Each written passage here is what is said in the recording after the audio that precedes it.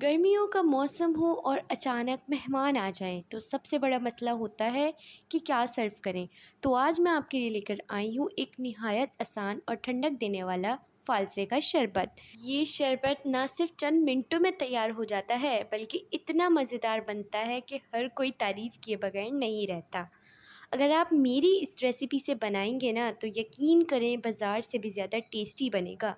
बिस्मिल्लाहिर्रहमानिर्रहीम, अस्सलाम वालेकुम। मैं हूँ ज़मामा और आप सबको वेलकम करती हूँ ज़ैमीज़ कुक रूम में। उम्मीद करती हूँ आप सब लोग ठीक होंगे। वीडियो को पूरा देखें और कमेंट्स में ज़रूर बताएं कि कैसे लगी आज की मेरी रेसिपी। बहुत ही जल्दी से बनने वाली ये रेसिपी है, तो चलिए शुरू करते हैं। सबसे पहले मैंने 250 ग्राम यानी 1 पाव फ़ालसे लिए हैं और उन्हें अच्छी तरह वॉश कर लिया।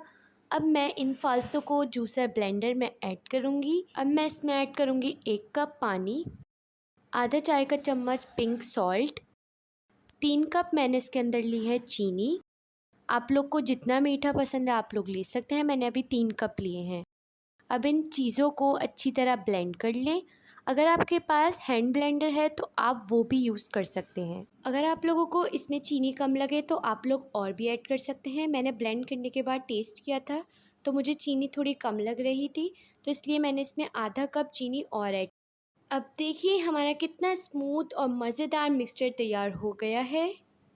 मेरे चैनल को सब्सक्राइब करना ना भूलिएगा। कमेंट्स में ज़रूर बताइएगा कि मेरी रेसिपी कैसी लगी।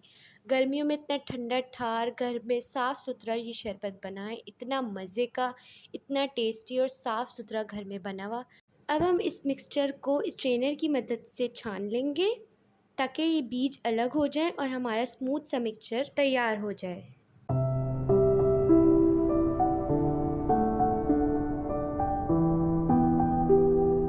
सारा मैंने स्ट्रेनर की मदद से छान लिया था। देखिए कितना अच्छा गाढ़ा है, इतना मज़े का। आप इसको ऐसे भी फ्रीज़ कर सकते हैं।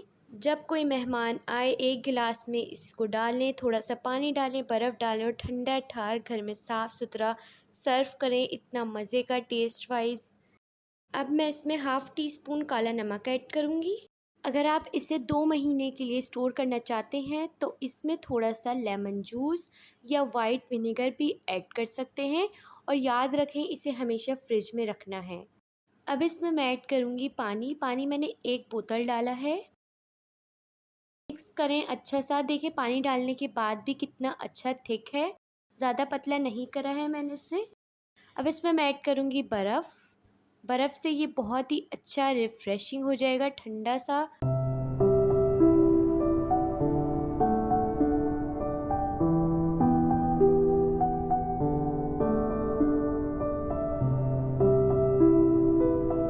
अगर अचानक मेहमान आ जाएं तो ये शरबत फ़ौरन बनाकर सर्व करें, सब खुश हो जाएंगे।